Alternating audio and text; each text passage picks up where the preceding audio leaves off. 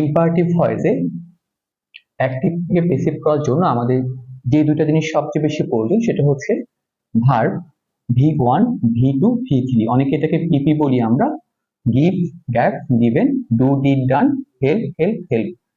আরেকটা বিষয় যেটা প্রয়োজন হবে সেটা হচ্ছে অ্যাক্টিভ থেকে প্যাসিভ করার জন্য আইটা মি হয়ে যাবে, হি হিম হবে, শি হার হবে, উই আস হবে, দে দ্যাম হবে, আর অনেকগুলো আছে, আমি একটু সংক্ষেপে আকারে ইয়ে করেছি।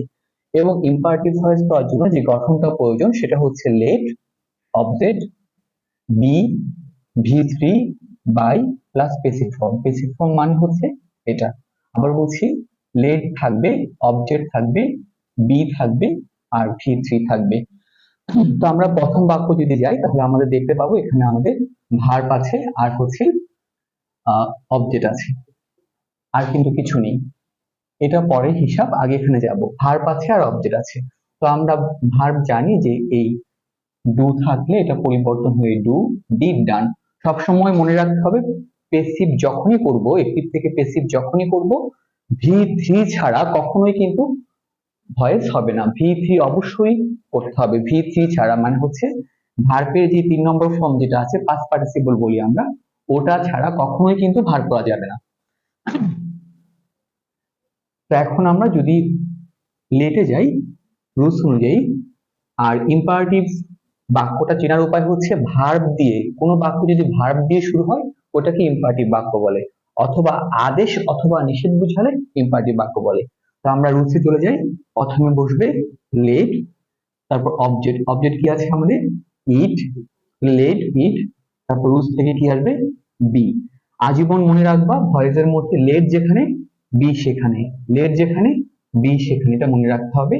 আর V3 হচ্ছে ডু, ডিড, ডান, এখানে বসবে ডান। বাক্যটা হয়ে গেল। এবার পরের বাক্যে যাই।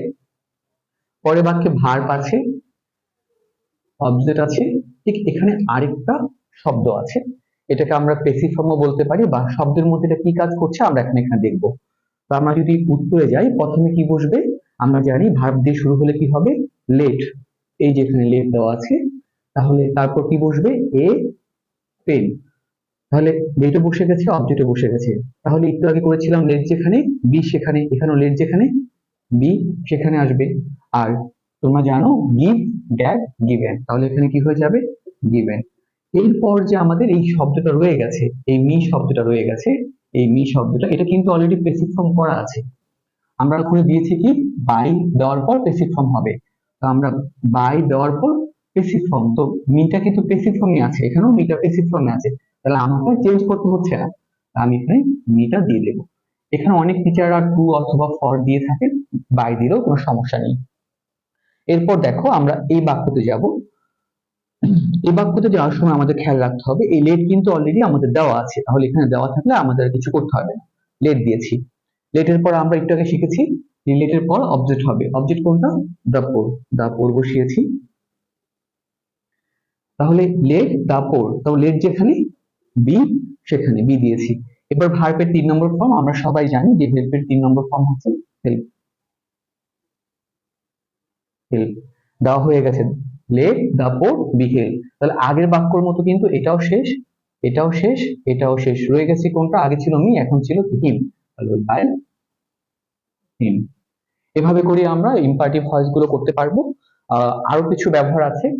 তো সবচেয়ে গুরুত্বপূর্ণ ব্যাপার হচ্ছে যে আমি এরপর 5টা এক্সারসাইজ দেব। তোমরা যারা এই ভিডিওটা দেখেছো অবশ্যই এক্সারসাইজ গুলো করে রাখবা, তাহলে ইনশাআল্লাহ তোমাদের ইম্পারেটিভ ভয়েসে ইমপ্রুভমেন্ট হবে।